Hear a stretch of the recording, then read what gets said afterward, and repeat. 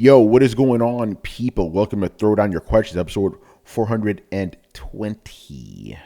I'm your host, Tony Polanco, and tonight I'm joined by Emilio Lopez. What's up, people? I'm doing my best Phil Spencer impression here right now, right for you. Nice. Chris Seeley. Hey, what's up, everyone? Carlos Romero. Yo, yo, yo. Adam Vale. Hey, how you doing? Brett Murdoch. What's up, people? And Brian Manjoma. We got a full house today. We really do, man. This is wonderful, man. Throwdown is back at full Everywhere capacity. you look. Yo, no. It's the heart. The people hold raspy voice. Even MTV. I'll be waiting to carry you home. Like, Everywhere you look. What was up with that like, raspy voice? Look, Like, man, the Paperboy, even MTV. Like, what the fuck? even like Enterprise had. It's been a long road. Yeah, But right. that guy, I've watched that guy perform it live for the Star Trek Enterprise one, and he didn't sound like that. So it's like maybe it was that one recording.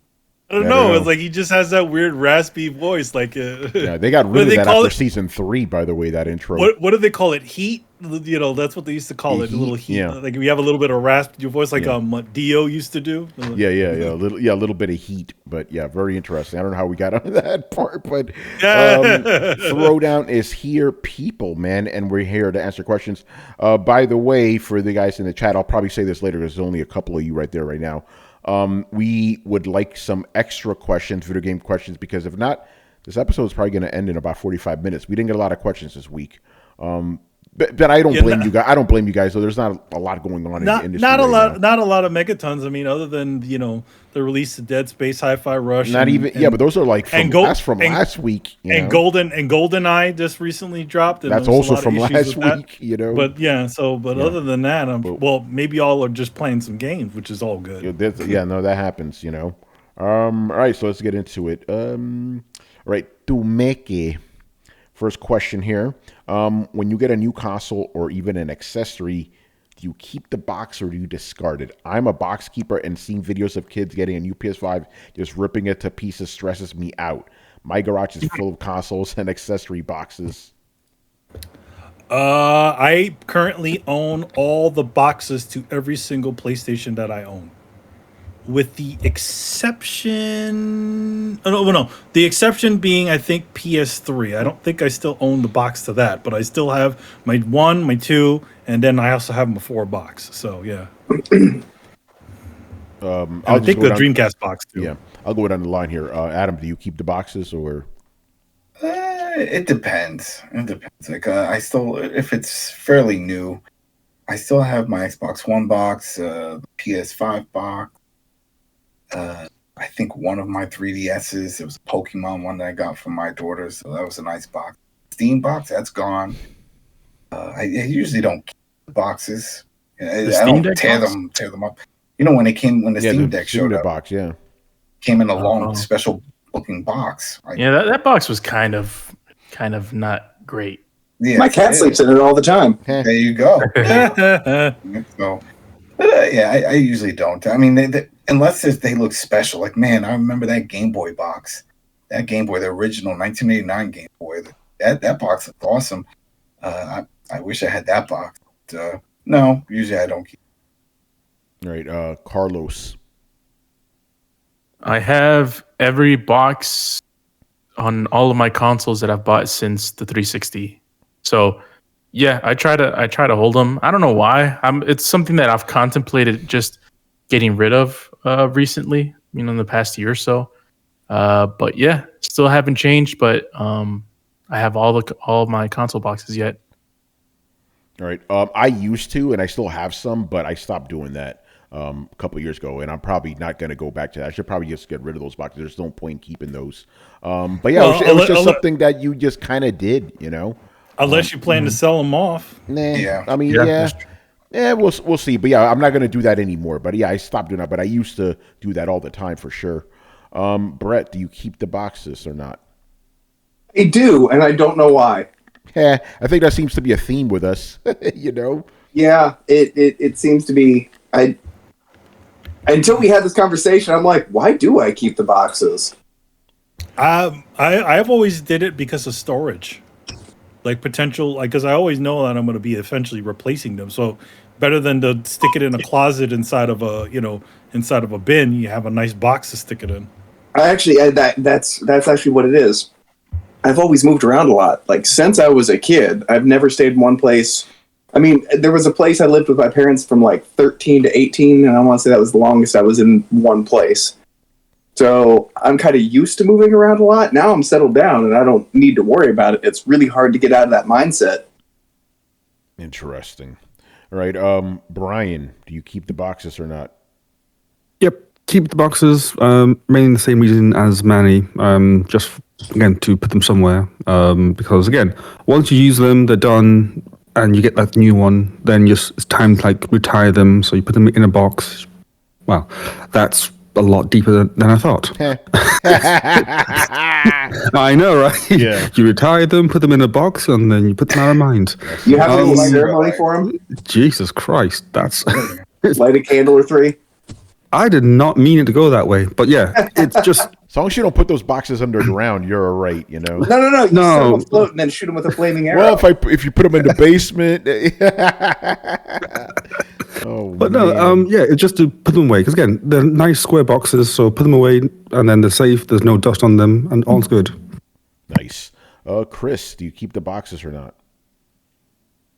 Yeah, I used to, and I have gaps with certain systems. Like I have no idea where my PS3 box is and PS4, but I have the PS5 and the One X box still, but certain things I do keep. I have like the my Vita box. I have 3DS XL box. I have like I don't have the Wii box anymore. Sometimes I just like toss them, like I just battered or they get weathered or wet when I store them somewhere I shouldn't, and then it's like, well, there goes that. And they throw it out. But I used to I think I still have the box for my Genesis. Oh wow! It's still at my mom's place. Like, yeah, I used to keep all of that stuff, like for my NES, like the Genesis I kept, the Dreamcast box I still have. Like, so those, like back then I used to meticulously keep all those boxes. Then I kind of fell off. I only have the PS5 and the Series X box now because that'll be useful if I move, since those are my latest consoles. I could just like pop them in there, and take them with me. But everything else, like the Steam Deck box, wasn't anything special. I threw that out. Yeah, some boxes are pretty cool though, like for some controllers I've bought or whatever. But yeah, it ultimately just take up space. I think the last PlayStation box I still have is the PS4. The first one I threw out was the PS4 Pro, and then 5 I threw that out as well. And I'll just keep that. I'll just keep. What's up? Do the new consoles have like carrying straps with them? Yeah, they do. Yeah. Okay. Yeah, they do, which is kind of cool. All right, let's move on here. Ace Ali. All right, a new article pops up almost every day with more gossip and procedural moves regarding the Microsoft Activision deal, and with them, the speculation between this doesn't look good for Microsoft and this is actually a good thing, depending on what tint of shades the article is being read behind. Compared to a year ago, do you feel more, less, or equally as confident that this deal will go through without issue? Well, there already have been issues, so it's there's gonna be issues. It's already, there issues already been going on, but I still think it's gonna happen. Regardless of all this bullshit, I think those things that happen. But he did specifically ask without issue. No, it's already gone. It's already had many issues. Mm-hmm. Shoot, the hell! We didn't even talk about all the stuff that happened with WoW, with them shutting that down in China and all the lawsuits and people burning down stores and going nuts because they lost their accounts. It's done, and they were going nuts. And that's all linked to this. Still Activision Blizzard. Yeah. It's going to be hard, but it's definitely going to happen. It's not, even if they say, well, you can't do it, then it's like, all right, well, the shareholders and then sell their stock. You can't tell them what to do. and then they'll sell it to Microsoft, and then that'll make them majority owner. And then what? Then they have it that way. Or they'll just say, all right, you know what? Well, we're just going to start buying some of the things off. We'll give you top dollar for these IP. Okay, well, you can't say no to that either. Yeah, they could literally just be like, all right, we can just route right by this. That's it. We'll just buy this. Thanks for, and then you can kind of do whatever. It's Sony's afraid of this whole merge thing. What if Microsoft just turned around and said, "Fuck this, Call of Duty. How much do you want for that shit?" Yeah, just take the exactly. They could do that. Yeah, because let's just be honest. That's what they ultimately want here. Despite what they may say. Well, that and all the mobile stuff and the subscription services, WoW and stuff, still makes tons of money. Yeah. Yeah. So is anybody here on the panel? Do you think it won't go through? I think a lot of it is just to slow things down. Yeah. I think it will happen. Yeah. So I'm just trying to say I think we all agree on that part. Unless for some reason, because there's all this antitrust in general that happens with Microsoft, with the U.S. government, they've had this conversation with Microsoft before over certain things. So who knows? Well, now that they had a showcase, the odds are less. But you know what I mean, when it happened, we were already saying, okay, I guess we're going to play Call of Duty on Game Pass. And the last couple of months, there's a shadow of a doubt, which is much more of a leap than how we started. So, yeah, I mean, our thoughts definitely have changed on this in terms of just the perception. What, like Tony mentioned, whether or not we think that it's a null and void deal, we don't know yet. Leaning towards a no, maybe, but we'll see. Because I don't think the EU's verified this or approved this yet, right? No, not yet. We're supposed to find out on Monday. The way that they announced it, it's going to be Monday announcement. So we have two different factions of entities that can kill the deal, essentially, the EU and the FTC, and both of them are sort of, have some doubts. So we'll see. Yeah, it's all very interesting. All right, I'll ask this again since we have a little bit more people. If you have any more video game questions you want us to answer, please drop them in the chat, because if not, we only have 3 more questions left, and this will be a very short show, which I wouldn't mind, but you guys want some good, juicy stuff, so give us questions if you got them, video game questions. And know what games are you playing, vamping? That could happen this summer. Yeah, no, this is all on you guys. Yeah, this is your show. Remember, we said this show is totally dependent on you guys. All right, Jay Shep, who's joining us. Oh, by the way, Jay Shep, you asked us a non-video game question. We're not going to answer that, but I did throw it into the leftover questions for a possible AMA in the future. Although that AMA will probably be in the summer, so I don't know if that question will be viable by then, but we'll see. We'll see. Anyway, let's get to his game questions. There are rumors that Sony's upcoming Wolverine game for PS5 could be rated M for mature. That would be amazing if that's the case, but I don't know if Marvel would allow that. What are your thoughts? By the way, I should say Marvel already allowed a M-rated Wolverine game. Wolverine X-Men Origins was bloody as shit. I don't know if Insomniac going to do it, but the point is, it is, even though that was Fox, if you really think about it. No, it was a Fox. That was Fox. Yeah. But the thing is that, remember, Disney wasn't didn't have the the Wolverine didn't come out when the acquisition happened. No. Okay, so that was different management. So yeah. Okay, the question still, it's a good question then. Would Disney allow it? Depends. I mean, if they're okay with Deadpool, are they? They're releasing Deadpool as a rated R, unchanged. This new one. We'll see. Under the Fox license. Yeah, because my thing is, like, remember, they could technically get away with an R rating by just having like 2 fucks in there. Yeah, theoretically. But that's why I'm kind of skeptical myself. Well, for Deadpool? Yeah. Okay, here's the thing about Deadpool. When the first one came out, they kept slashing the budget on him to kind of take the wind out of their sails. It looked like they were They're basically leaving it out to dry, and the movie was going to be canceled. It was going to be left in I forget what it's called, but the equivalent of development hell. Development hell, yeah. What the first one? First one? Yeah, and then Ryan Reynolds and T.J. Miller ponied up $12 million of their own money. That's why in the first movie, when they say he forgets his bag of guns, because they didn't have the budget to do it anymore. They cut $40 million off the budget. Well, you know what it was? It was like also partially is also they decided to. It all takes place in one place. That most of that movie takes place on that highway. Yeah. So. Yeah. So like, there's a lot of really interesting ways that they kind of did budget stuff with it. But the point is that by ponying up that $12 million, they got executive producer rights and as well as television and film rights to the franchise. So Ryan Reynolds basically has carte blanche to do what he wants. He has executive power, a lot of it. So the same goes for that Free Guy movie. Right, here's my question: do you think Disney will allow it though? There's a different management now. You know, I think they will allow it for the plain reason that it did so well for them, and it makes money. And it did so well for them, and they saw what happens when they try to make the PG version. You remember when they re-released, I think Deadpool 1? Yeah. Yeah, I think it was 2, actually. Deadpool 2? Yeah. They did like a PG version. It didn't do any numbers. No, they're not going to...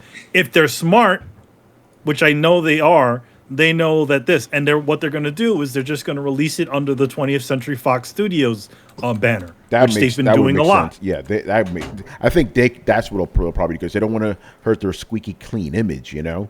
No. Well, it also, Deadpool, by the way, is on Disney Plus. Yeah, uncut and everything?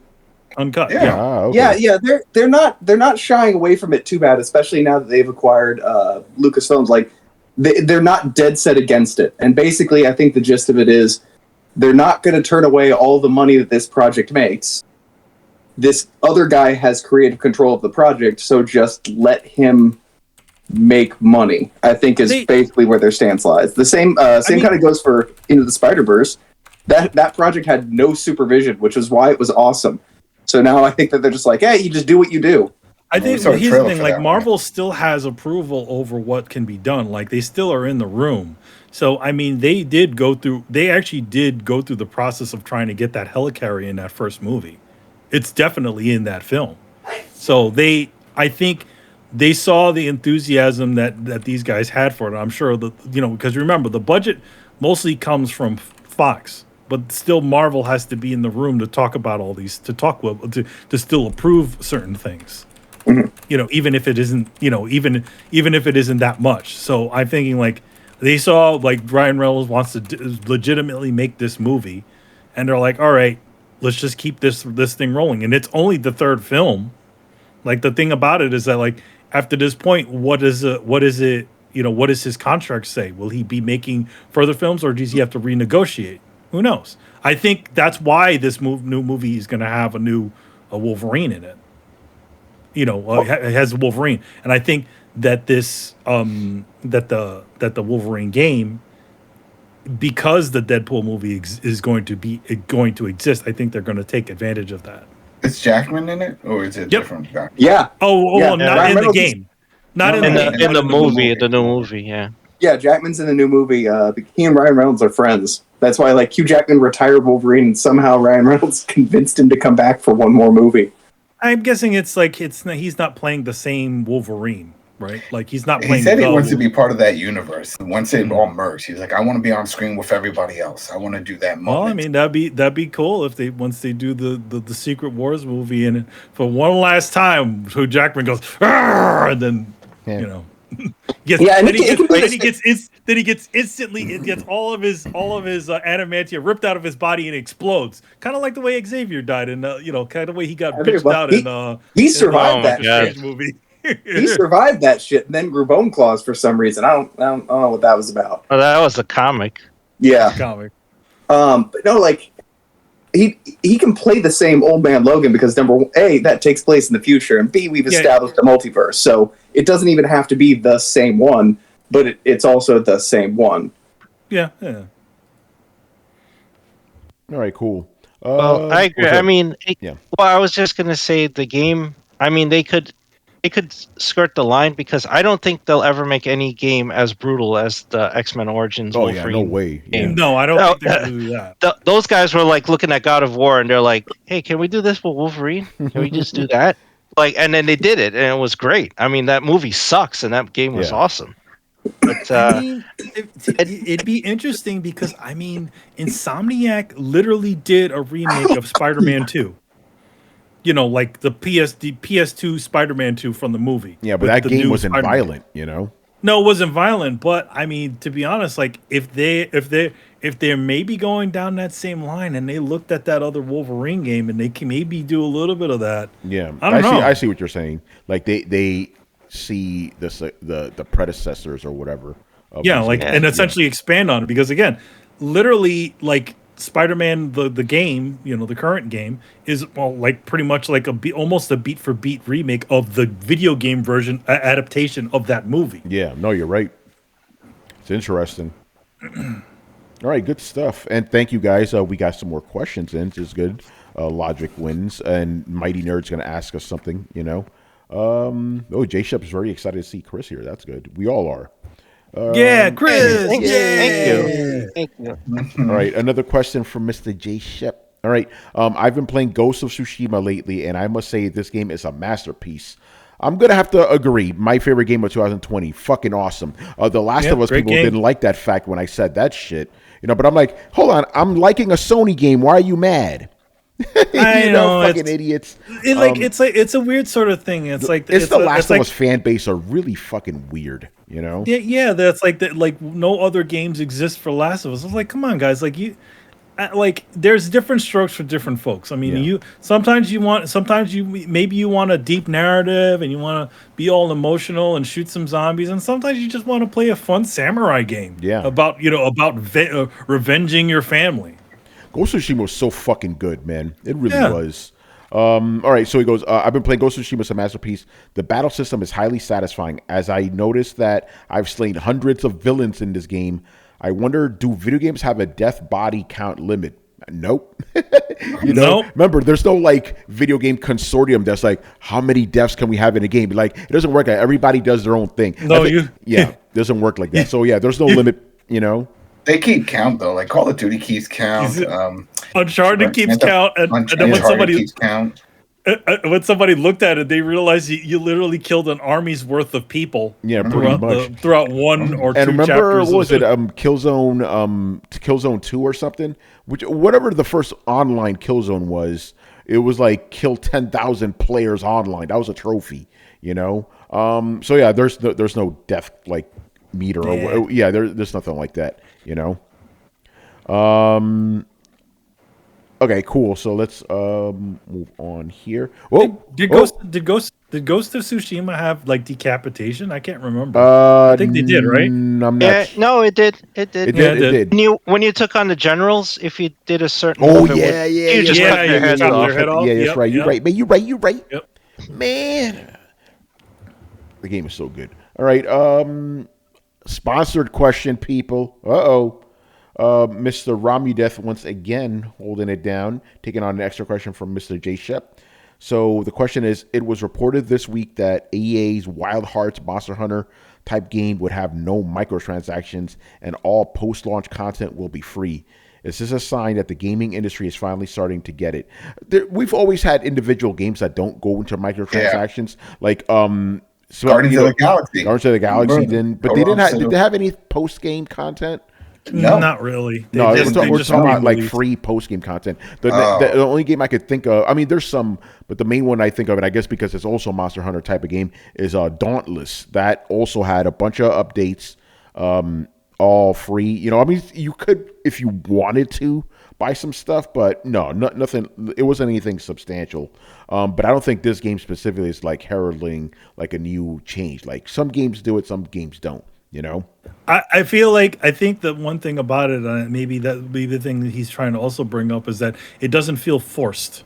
yeah. Like it doesn't feel like they're being forced to put some sort of microtransaction inside of their game. Yeah, exactly.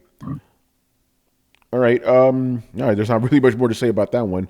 Yeah. Logic wins, man. Okay, so these are brand new questions. So this will be very interesting. First up here, what are your opinions on quote unquote Rain Gate? Some gamers are unhappy Resident Evil 4's rain effects, recalling Spider-Man 2018's Puddlegate. Oh boy.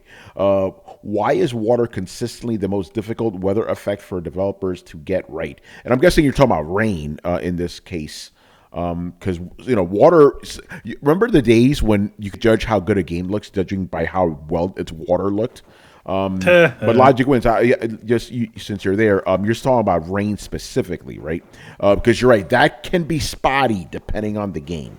Or clumpy like in that Grand Theft Auto trilogy. Yeah, well, that was because of how they interpreted it. Yeah, horrible. Because some games, like, how do they? I mean, I'm not a developer, so how do they? What are some of the techniques that game developers use to make rain in games?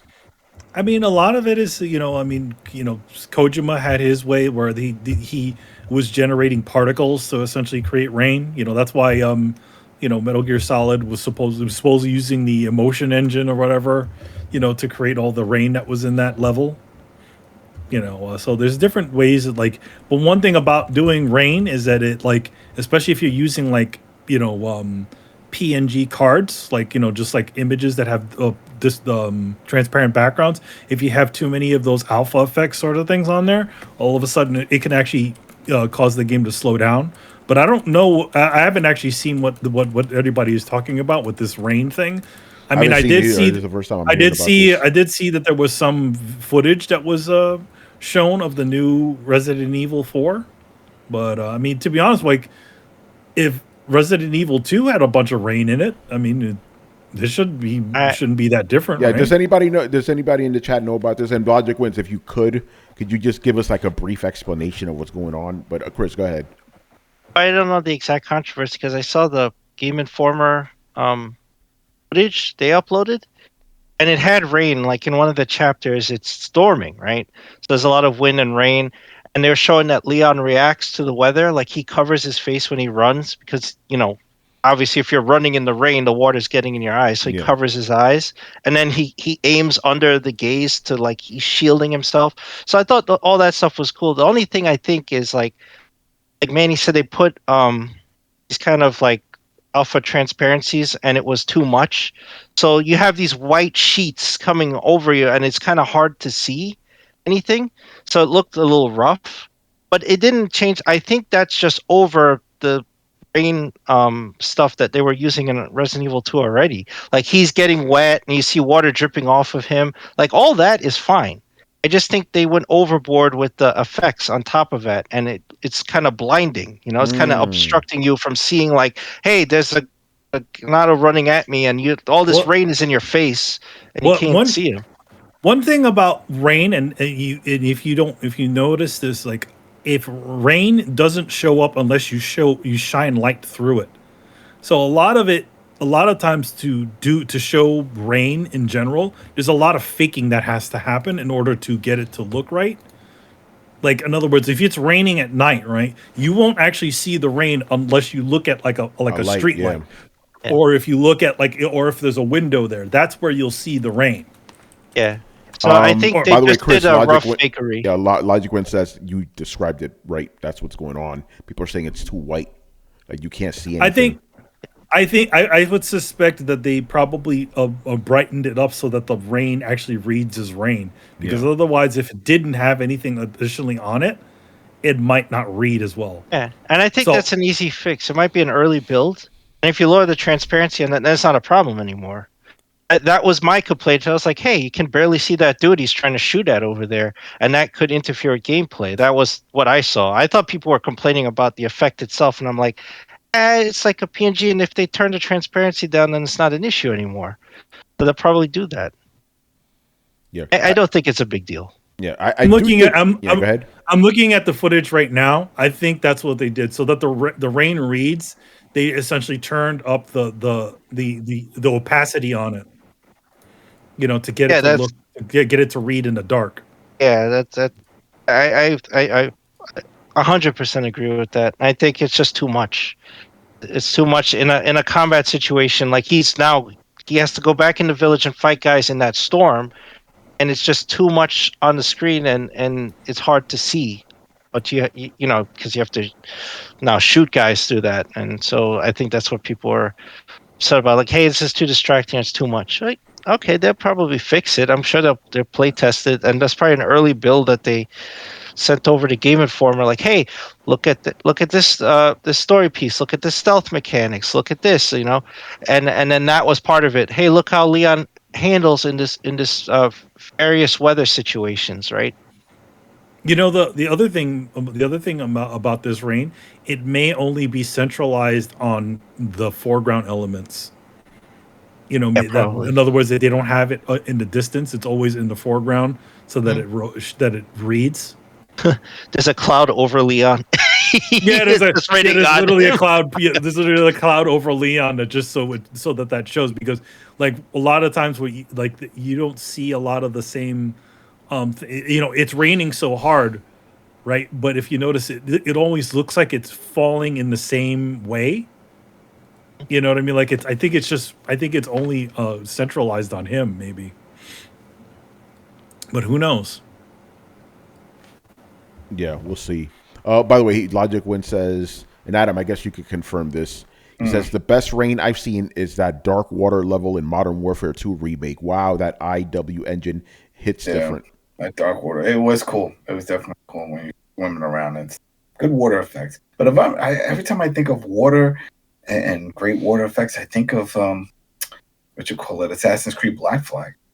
That was good. So much time, and was it was good, just yeah. awesome. Like the waves crashing when the storm would come, you would see the rain, and it would shine on the deck and on the light if it was at night, and you see them trying to steer the boat and the lightning flashing. I was like, this is the best water I've ever seen, you know. But I would say the Uncharted one was Uncharted 3. Oh, yeah. That boat. Yeah, that was and good. it all moved on the surface. Oh Like, yeah. That was really you know, cool. and I guess this, you know, not surprising here because the same engine, just better. The parts in The Last of Us 2 where you were in the water, I'm like, that water looks fucking good, you know? Dude, Sea of Thieves does water unreasonably well. Yeah, that does it really well too. Yeah, they does have some really nice water on that game. Yeah. How does the rain look though? Yeah, That's why we can't get. yeah. They do a good job, though. That's why I can't get Skull and Bones. They're like, the rain is bad. Start over. Guillermo comes in. What is this rain? You call this rain? The water in Horizon Forbidden West is really good too. That's another. It is. Yeah, that is good water. Yo made that Decima engine. That engine could do some rain. Yeah, right. That Death Stranding rain. Yeah, Death Stranding was good. Yeah, that's right. Yeah, good stuff. But they also, you can tell in that game that they were also using a lot of tricks so that the rain would read. Like I always noticed that like it always looked a little bit blacker, so that it read over the lighter environments. So they darkened the rain specifically so that it reads. All right. Next question from Logic Wins. Several live service games, Marvel's Avengers, Knockout City, Crossfire X, and Back 4 Blood are no longer being worked on. My question is, are we going to see a resurgence of the industry focusing on single-player games like it did during the PS2 Xbox era? No, they're still going to try those live service games because they make a lot of money. Yeah, the one thing about a live service game is it doesn't need all of those additional sorts of things. You only need to really get a serviceable environment, for you to do something in, and then you just continue to add on top of that. So yeah, because just to add to that, big single player games, they take a long time to make. Live service games are very easy to make in comparison. Yeah, because a lot of it is that you're not really for Fortnite, right? What are you making for at its core? What are you making? There's no foreseeable plot. There's no real plot in that game other than the ones that they introduced in those stupid event bullshits. Well, they just added a new map of it's always like assets, like different assets that you can have in the environment. Oh, cars. Oh, mountains. Oh, buildings. Oh, hey, look, a grappling hook. Just gameplay aspects, but no real additional stuff on top of that. You're just not really thinking about any sort of plot things. And also, those games don't have the same fidelity as, let's say, like one of those single player games. You're getting up close to a lot of different objects in those sort of full on single player games. You can't yes, you can have all these different interactive items, but I would say like for a modern Skyrim, a modern, Elder Scrolls game, or Fallout, or any one of those games, the fidelity of those games is a lot higher. I see things like the Division 1. They stopped working on that a few years ago, but people still play it because they have the global event. They constantly rotate the global event with different gear and weapons and stuff. Nothing's been added. It's still old stuff, but it's grindy stuff. And if you want to get these things, do the grind. Yeah. So like if let's say if you took all the elements, elements of just going through a single player game and then threw it into a live service game. I think that's a lot of the live service idea. Oh, hey, look, you get to this next level and you get a thing. Now it's like you get to the next level, you get the ability to get the thing, but now you got to work to get that thing to work. You got to get to the level that matches that item that you're going to be wearing, right? So it's all hyper extended. It may be the same amount of assets and creation for that single player game for the other one, for the service game, but it's all pushed out so that you spend more time on it, and then that also gives them time to essentially put regular updates to essentially revitalize the service. It's like, okay, you've been playing the same game for maybe about 6 months. All right, we got a new thing, and now you get to pull in some more players, or get the old players to come back. I had a conversation about this with one of my colleagues at work, and I told him I think live service games are basically the reality TV of video games. Very cheap to produce, but could bring you a lot of money, Yep. I definitely agree with that. I think it's like, but I think I don't think of it. I think I think you're definitely right about that. Or it's like, it's sort of cheaper to produce, but at the same time, you can get a lot more out of it if you're able to hit it, yeah. thing. Because, as you said, most live service games do not hit. Look at that. Back 4 Blood, they're not working on anymore. The game came out last year, Yeah. And what was it? The one that Sony did? What was that one? Oh, God. That's still around Brian's favorite game. Whatever the hell that game is. I can't remember. All-Stars bullshit. Yeah. Yeah. Whatever All-Stars. Yeah. And again, Destruction All-Stars. Yeah. And then again, Sony now apparently has 10 live service games they're working on. Again, this is just, let's throw shit at a wall and see what sticks, Yeah, but here's the thing. Like, maybe the thing about it is that those 10 live service games probably cost like a world less than making one Last of Us. Yep. Thank you. I was just about to say it. Exactly. So if even just one of those games hits, it doesn't matter. They didn't lose that much money in the end, Exactly. But yeah, interesting stuff. All right, we actually have 2 more questions. So if you guys have anything else you want to throw at us, get them in now. Otherwise, we'll be wrapping up shortly. Wrap it up, B. Wrap it up. All right, another question from Mr. Logic Wins. After Dead Space Remake received universal praise from both gamers and critics alike, are you guys more optimistic about EA Motive's upcoming Iron Man game? We'll see. You got to take it. It all depends on the studio that's working on it. That's it's what EA Motive. That's what. Yeah. EA Motive, it's Motive Studio. Yeah. All right. So yeah, I have full confidence. But the thing is, making a remake is different than making an original game. So I am not going to give them the benefit of the doubt just because. Wait, isn't this? I thought you said this was a remake of some old Iron Man game. No. No, it's not. They are making an original Iron Man game. The people that made the remake. But I don't like Iron Man. Yeah, but the point I'm trying to make is, you can't go, hey, that studio did a really good remake. They're going to make an awesome game. No. Look at 343 Industries. Yeah. But they did. I mean, Motives also did Battlefront 2, but then they also did Squadron. Yeah. Squadron wasn't that great. But Battlefront 2 was pretty good. So. I think it's Battlefront 2 was fucking controversial with all the microtransactions. Well, it was good, but it was controversial for the microtransactions. That's not their fault. That's the business side. Like the game at its core, what was that? Yeah. Was that a good and on par with the? It felt like Star Wars. Yeah, I loved it. Well, the problem was that the game at its core was centered around the microtransactions. Yeah. And then when they removed it, the game completely changed because that was the core of it, the microtransactions. Yeah. So here's the thing. Like I would say they didn't do that other. What was that one? The one where you play the the Imperial that goes toward the light side, right? No, what was that game? That was They, what was they- that one? That one flopped too, though. the last game that they what's did her was, face in it? I can't remember her name. The Indian girl, right? Yeah, she's like the main character in it. Yeah, that one. Well, bombed. when I did my review, I just looked up all the stuff they worked on. The last one they had was Squadron. That was it. It was Battlefront 2, and then Squadron. The Squadron one, the Squadron one I heard was a pretty decent game. That's the flying game. That's the flying game, that was yeah. the flying one. I heard it was pretty good, but I think a lot of people are just not into flying games anymore. At least not those type. I guess were they trying to bring back the old? Because remember those like Yeah, it was PC Star Wars games were supposedly good. Yeah, like but, X-Wing and all that stuff. Yeah, Yeah, yeah, that's yeah, what they but- were trying to go with. But Like people that, don't care something about like that anymore, you know? Yeah, it's a weird one. So here, like, granted, like, given their history, I feel like they have an interest in those sorts of things. It just depends on what, like, number one, what they do with what the property that they're doing it with, and then also will people have an interest in it? So who knows?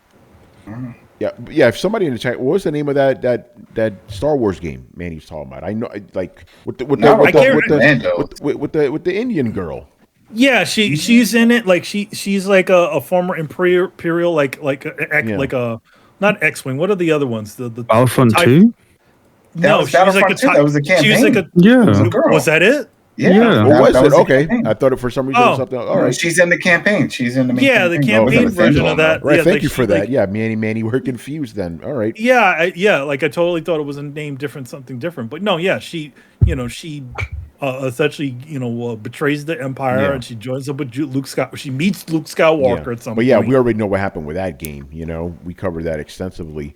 But that was the second one. The first one was the The one. first one was well received. You know, Was that the Battlefront? Yeah, the new Battlefront, not the old Battlefront from back in the day.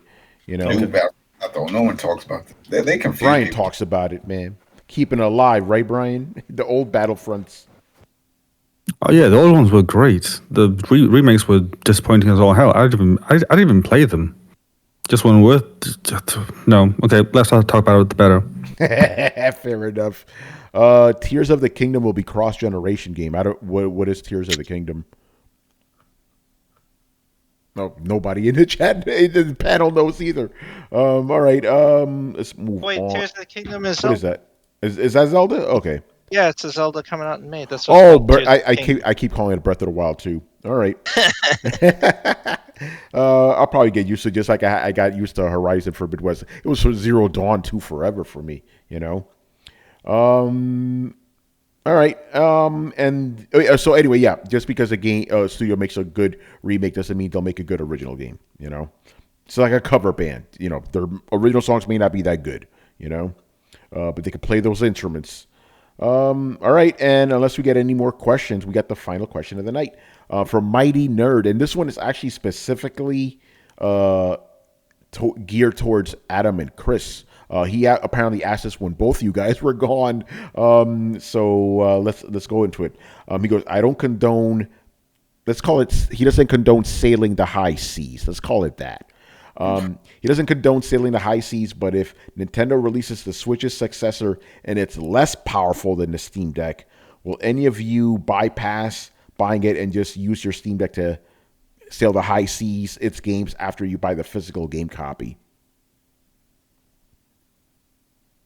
What? Well, So, yeah, if we're buying the game, we're not pirating it. You're just Yeah, but putting he's it on saying something he's else. just saying if you buy the game, but it's the tech isn't all that. By the way, I'm a little confused by this question. Yeah, let's see. What? Yeah, I'm gonna, I you know what? I'm have gonna, nothing you know what? I'm just gonna read it as is. Take it how Okay, you will. just- I don't condone piracy, but if Nintendo releases a Switch's successor and it's less powerful than the Steam Deck, will any of you bypass buying it and just use your Steam Deck to emulate its games after you buy the physical game copy? So okay, Sure. so he's Sure, saying why not? if the Switch 2 is less powerful than the Steam Deck, will you just sail the high seas and play those games on the Steam Deck instead? I just can't, even if it's not, I just can't see myself walking away from the Steam Deck just because of everything else it can do. It's an all-in-one box. It plays all the platforms, plays all the high-end games I need. I just can't see myself going back. But yeah, to answer this question, then yeah, I would. You would? I- Okay. Yeah. Yeah, same. I would totally do that. Yeah. I mean, here's the thing. It's like wouldn't rob Nintendo of any residual income. So Well, that's why certainly you I'll say you buy purchase the game. physical copy just to Well, be, you can- you know. Yeah, you can rip your own copy. Yeah, you Yeah, can, I don't rip it. I put it on the Steam Deck. Yeah, That's it. if Take a rip if and somehow then- they make their new system less capable than the current Steam Deck, then yeah, I mean, but and then what? They charge more than the Steam Deck for it? Yeah. That I'll buy the game, sure, support it, Yeah. but that's Shoot, it. I thrilled. I just got over the weekend. I got Gears 5 to work on the Steam Deck. I had to do a little finagling, but I got it to work because of the anti-cheat software. Damn anti-cheat software messing everything up.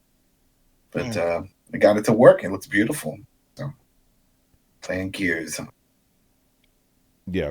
Even though the question wasn't directed at me, no, I'm pretty much done with Nintendo.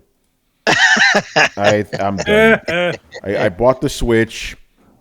It is a piece of shit. I don't like it. I like some individual games like Mario Odyssey. I liked Metroid Dread, but it's terrible console, not for me. So no, I'm done with Nintendo. There's no point, no point for me. I mean, Yeah. I might as well answer it too. No, I wouldn't really do that. I mean, even if I don't, I think to go with Tony, I sort of already, I've already done with Nintendo. Like Yeah. I haven't owned a Nintendo console since the Nintendo Wii, and I only really owned a few games. But I wouldn't do any of that stuff. Plus of all the additional work that would have to go in to do it. I'm like, That's kind of where I'm at. Like, I do the time to pain in the ass ratio. I'm like, all right, I could tattoo for like half an hour, 45 minutes to afford a game, or I could fuck around with pirating it for 2 hours to an entire night. Carlos, man, remember the ordeal we had to go through with in Adam 2 with Metal Gear?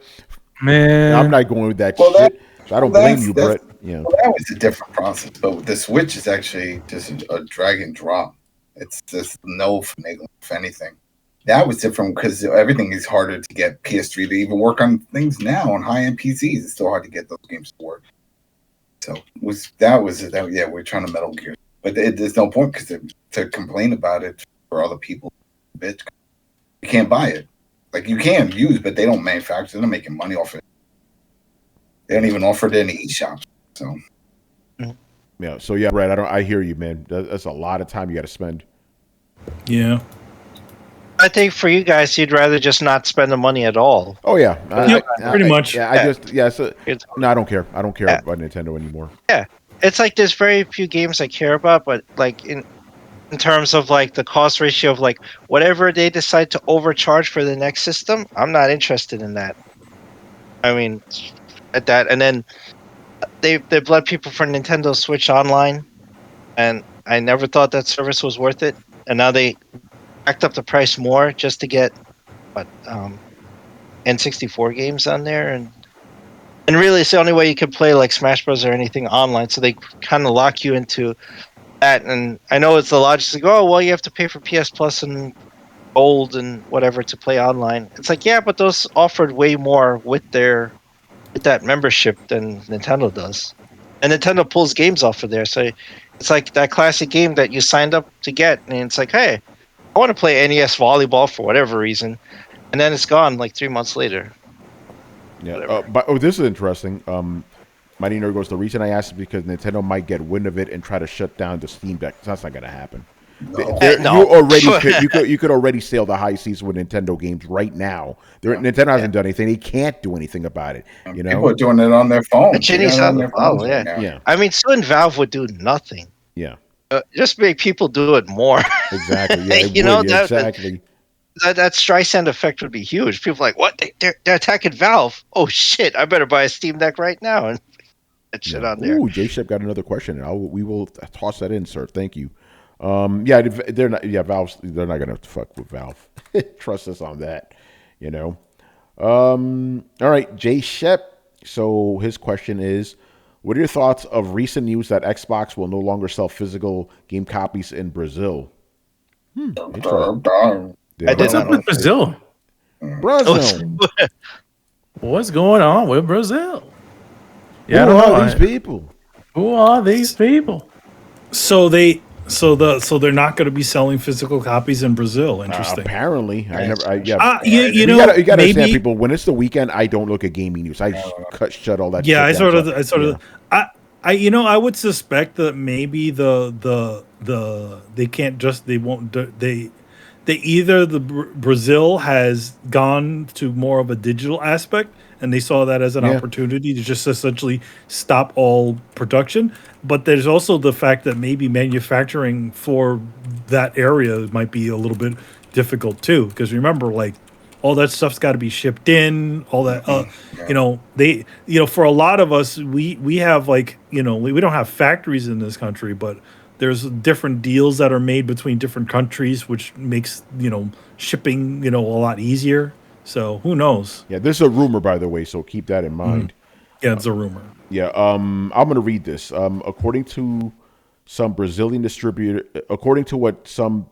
distributors indicate, Xbox games will no longer be manufactured and distributed in Brazil. The information was confirmed by the Nerdismo team. I don't know who the fuck that is. So it could be just some jokers through stores that work with Solutions to Go and Warner. Okay, some of the next games to be released, such as Hogwarts Legacy, Like a Dragon Ishin, and Resident Evil 4, will already be the first that will not receive a disc version for Xbox in the national market. Even the game was only put for pre-order for PlayStation only for this reason. Interesting. Okay. Apparently, the reason for this is the low sales of games on physical media across the market on the side of retailers and supply. So there you go. They're probably just buying games digitally. Yeah, it's probably just getting the games digitally. Makes sense. Since he brought up a weird news, there's something else that I found out over the weekend. I was like, what the hell? Oh, this is interesting. Hold on. I'm sorry, Adam. Many players today prefer to... What happened? What the fuck? Should I go on or not? Anyway, many players today prefer to consume games through Game Pass and also through digital means. Remembering that the Xbox Series S, a more affordable version that fits a consumer's pocket, only fits with digital games. Yeah, that makes sense. Anyway, Adam, go on. Selena Vega, who is a wrestler in WWE, was announced over the weekend that she is the commentator in Street Fighter 6 in the game. And she came out wearing some weird outfit. I'm like, what the hell is this? Commentators. So is that game going to have commentators? So wait, what does this have to do with Brazil? I'm confused. It's random weird news. That's what I'm saying. It's okay. just linked to that. Like, that's random with the whole thing with Brazil. Well, this is random because I don't remember no Street Fighter ever had commentators. Right? It's that esports shit, Yeah, it's sort of esports silliness. So is that going to be like while you're fighting? It's like, oh wow, what a great uppercut! Oh, Ryu's winning. We're going to hear that? Logan Paul going to be on Street Fighter also? Don't they already have commentators in sports games? They have. Yeah, they do, but they're not fighting. So I'm guessing it's going to be something like that then. To be honest, like, why? Like, I get it. Like, get it. They got a famous professional wrestler, but to be honest, like, if you're going to have any sort of commentator in a game, you're going to get, like, the actual, like, Daigo and all those guys, like, people that are actually known within the fighting game industry. Not just some wrestler. What is she going to say? We're going to watch. It's a slobber knocker, right? What is this? Yeah, and then I even rewinded. I was like, what do you think about this, King? Yeah. Because it's like for a tournament. It's like, no, in the game. He's going to be in the game doing commentary for Street Fighter 6. She's going to be like, right here and Ken are going to have a big old snobber locker. What do you think about this, King? Well, I think this is going to be a crazy match. Everybody said it's so insane. Is it going to be that? I'm nervous now.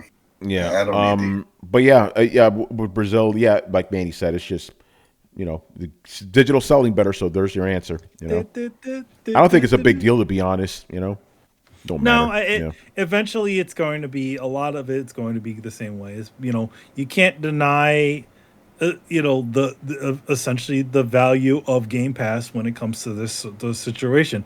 Again, you remember, like, you also got to understand, like, games over in Brazil are pretty damn expensive. Yeah, I wonder if, just comparison wise. Now you have like a service where you literally anybody can get all the big games that are coming out for just one price. Yeah. By the way, good. just real quick. Last year, this is like I believe it's. I gotta see if it's worldwide or in America, but over 94% of game sales were digital. So there you go.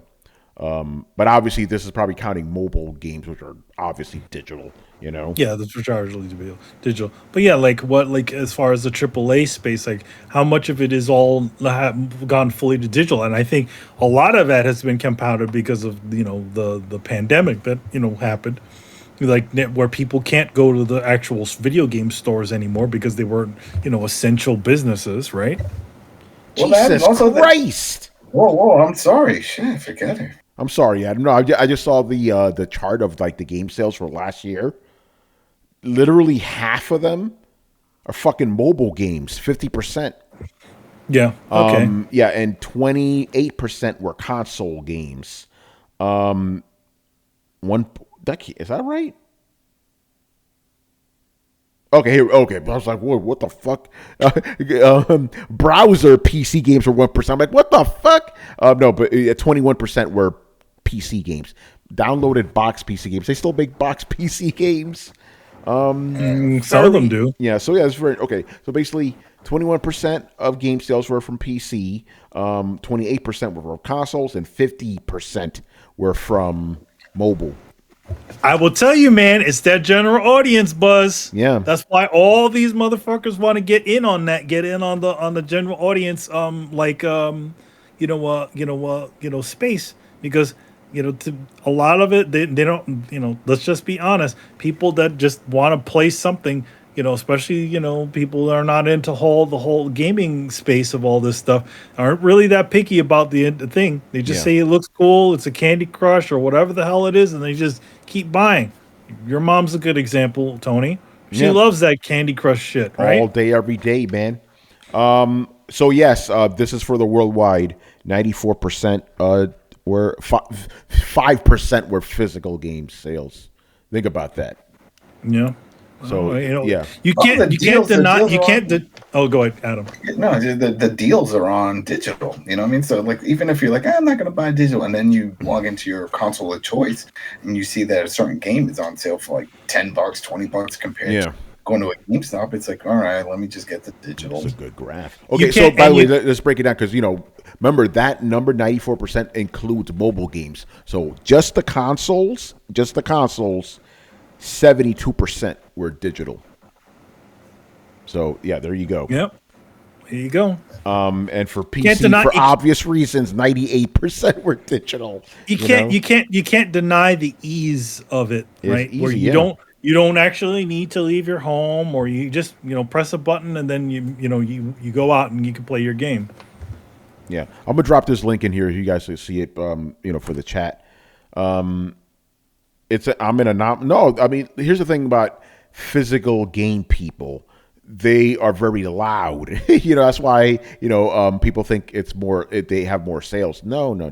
It's actually very It used to be, well, here's the thing, like before the pandemic, it was already moving in that direction. But I think as soon as 2020 hit and nobody was able to go anywhere, I think everybody just said, all right, we'll just buy it through here because there's no other options. Yeah. And you're now right, because before the pandemic, digital sales were already more than physical. But you're right, pandemic just really sped that shit up. Yeah, the pandemic literally pushed a bunch of things that you would never have thought of would happen because there was no other options. You can't go, you couldn't go to, you were limited on what stores that you could go to, whatever essential businesses, places like GameStop. In fact, in Pennsylvania, GameStop was essentially closed permanently, and their license removed because they attempted to try to consider themselves as an essential business. So there's a bunch of things that happened during that time that essentially pushed that over, right? Yeah, no, you're right. This is a cool chart. This is from Game Industry Biz. In the United States, the best-selling games of the year for last year. You already know what number one is. What's the best-selling game any given year?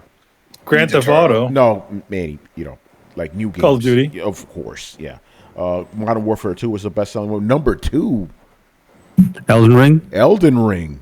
Yeah. Very Yeah, cool. there you go. Madden, Where's it, Tony? Yeah, Where's it, Tony? number 2, man. No. Oh. Where is it? Actually, Brian, it's on here. Fuck. It's actually Is it on in this 10? list. Is it in the 10 area? Yeah, it's in the top 10 games. Wait a minute. There Wait. you go. Were you going to say Madden was number 3? Yes, Madden. And that has to be only in the U.S. It is. FIFA, I just said that. all right, Yes, I he was said gonna it in say, the 'cause US. I'm like, there's no FIFA always comes up as number 1. Oh, United Kingdom, FIFA's number 1. Yeah, That's what I'm saying. yeah. No, this is for FIFA is on this list though, Adam. Of course, it's people still play, but it's not. Yeah. But I'll go down. Lego Star Wars: The Skywalker Saga, number 4. God of War Ragnarok's number 5. Number 6 is Pokemon Atreus. Number 7 was Scarlet and Violet. Number 8 was Horizon Forbidden West. FIFA 23 is number 9, and MLB The Show was number 10. Americans love There's those at least 40 games. there's quite a bit Sony games on that list. Yeah, there are. Horizon Forbidden West is number 4 in the UK. Very interesting. Hold on, I'm looking at the Japan sales right now. Maybe the Every UK likes single one of the gingers. games, no Western games on this shit. Of course there wasn't. You know? Oh, What's man. what's on there? Like just a bunch of like. Yeah, let's go for Japan. The top selling games in Japan for last year were Splatoon 3. The 2 Pokemon games are 2 and 3. Kirby and the Forgotten Land, number 4. Nintendo Switch Sports was number 5. Mario Kart 8, number 6. Minecraft number. Oh wait, that's a Western one. There we go. Hey, number 7. Mario Party Superstars, number 8. Super Smash Brothers, number 9, and Elden Rings, number 10. Elden Ring is actually higher in the states than it is in Japan. Yeah, isn't that something? But that may have to do specifically with the fact that there are more next gen consoles in the states than there are in Japan. Like I think they haven't really gone next gen yet. Yeah. Fully. Very interesting. Because them PlayStation 5s are fucking, I don't know, they're doors. They're the size of doors. Yeah, right. It's crazy. All right, man, we're done. Good show tonight. Do we have anything to plug around here? Nothing here. Yeah. Stay tuned. Yeah. Ooh, hold on. Actually, hold on to that, J-Shep. We just got another question in. Let's go. We're keeping the party going. All right. Real quick. Tony, you remember that episode of The Simpsons where Yeah. it was like the guy jumps out the window, goes ah, Yeah. and it's like no, it's like ah. Yeah. Yep. I remember that. Yeah. And then he sits down because He sits down. Yeah, that's hilarious. All right. As games move closer and closer to digital game sales, how will that affect third-party game retailers and consumers that patiently wait for games to go on sale? You mean like physical game retailers, J-Shep? Yeah, like GameStop. Because it's not going to affect third-party sellers that sell their games digitally, you know? Yeah. Is that what you meant, J-Shep, physical? They're going to close down. That's what's going to happen. That's just how it is, man. I would see. Here's the thing. Like, if anything. Yeah, physical. Yeah, he's talking about physical stores. I mean, think about it. The only game in town is GameStop, and that shit's gonna die eventually. It was only inflated because of the whole stock shit a couple years ago. Here's the thing. I do still see. They sell like obviously they're still going to be selling games at department stores like what is it? Yeah, Target and Target. It's just like the DVDs, same thing. It's like there's a smaller section. Yeah, I think I've said this before. I think physical games will be like vinyl is now, collector's items. But yeah, they're never gonna go away. It's just not gonna be like the main thing ever, and that's something I kind of want physical guys to just accept. Because very vocal on Twitter and stuff. But it's like, guys, it's just the way it is, man. Well, the thing about it is, here's the thing. Like, I think the thing about it is that like there's still like in all intents and purposes, you are not buying anything. No. Like, you're not, when you buy a game, you're not really buying anything. You're buying data. You're not buying a physical object. So I think for a lot of people who are physical, it's like that's the mental part of it. If I'm paying $60, if you think about, if you told yourself years ago that you were not going to be paying, you're going to pay $60 for games and you were not going to get anything, nothing. Yeah. And then the other part of this is like, okay, if all these games are all digital, why isn't the price dropping? Yeah. Well, That's the why, bigger, Mm-hmm. it's because they want to get as much as they can get out of it. Mm-hmm. Yeah, exactly. You don't need to, supposedly you're not doing as many discs as you were before. So how come you're not dropping the price like you can literally on packaging? Well, therein lies my whole argument about like when people are like, well, you have to realize games have stayed the same price forever. I'm like, yeah, but that's like it's way more complicated than that. Their costs have gone way down because they don't have to manufacture anything anymore. Yeah, you don't need to be making anything like how come you're not seeing the same sort of price differences as you are on PC? Some of those PC games will just come out some of them come back out a little bit later than the console versions, or they come out at the same time. But nobody ever talks about that PC version is way less than the console one. Oh, I can tell you why. Yeah, well, I know why, but yeah, okay. Go ahead, Brian. There's two main reasons. First is the console tax, because if you release a game on console, there's a certain tax you must pay, which I think is really dumb in the first place. So that's usually like the main discrepancy as to why it's like $10 difference. And the other reason is if you want a digital game on consoles, where can you go to get them? The only place to get them is at their store. Bingo. So there's only one point for sale.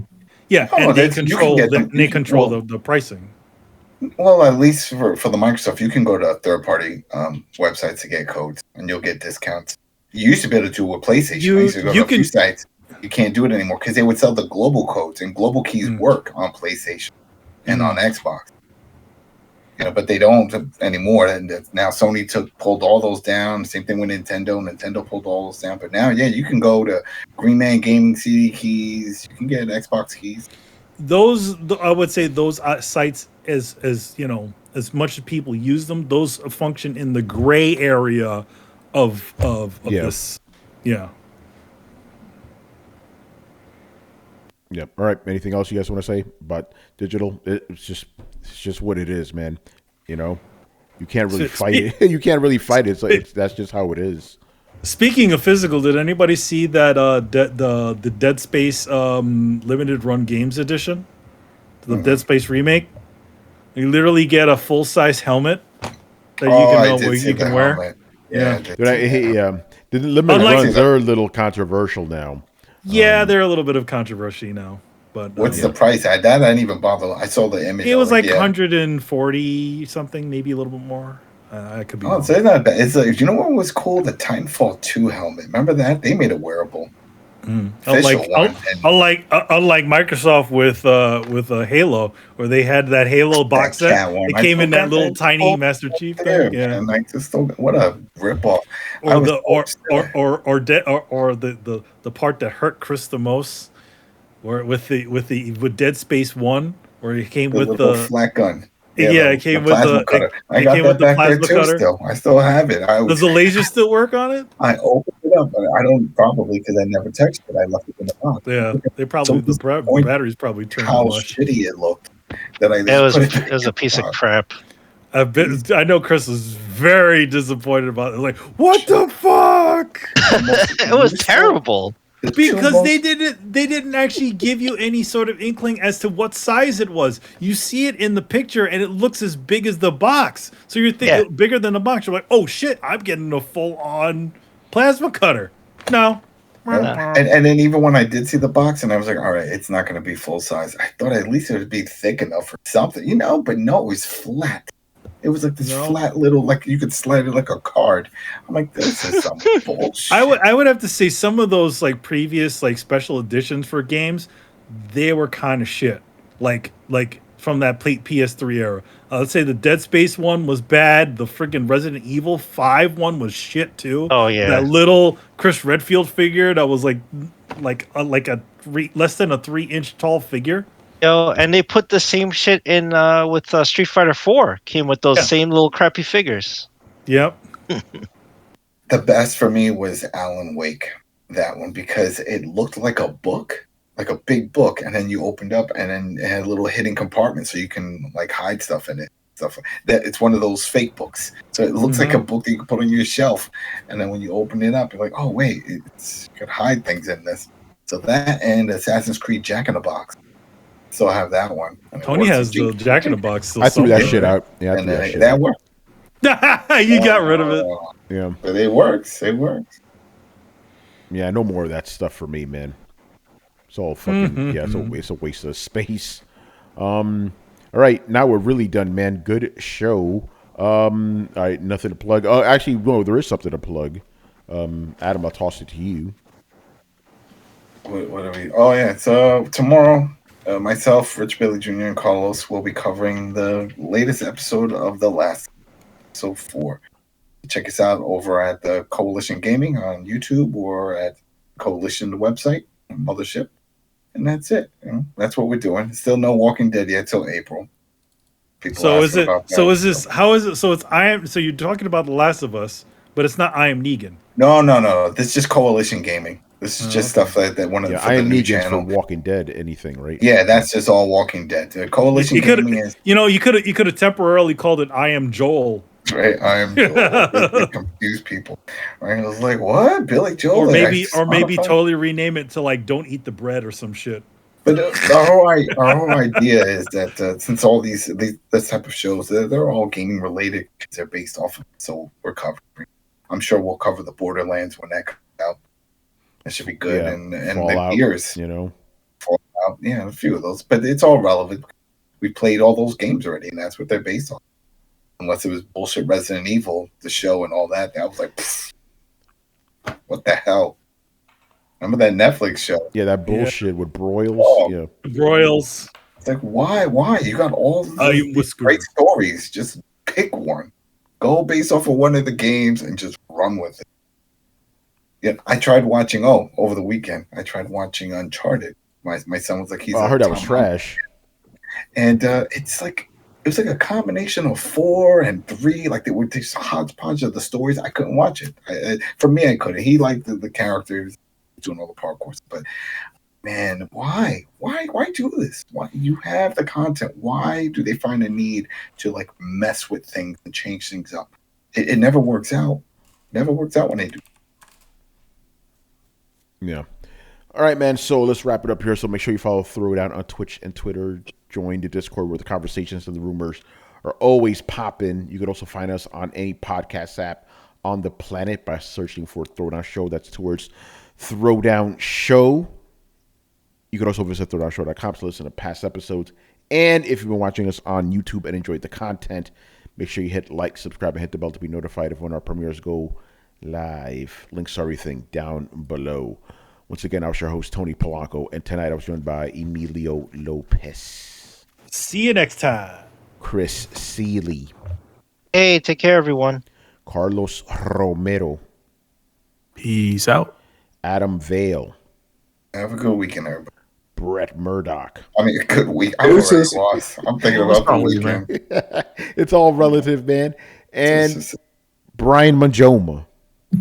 It is indeed all relative. All right, people. We'll see you on Thursday. Later. Peace. Laters. Who's this?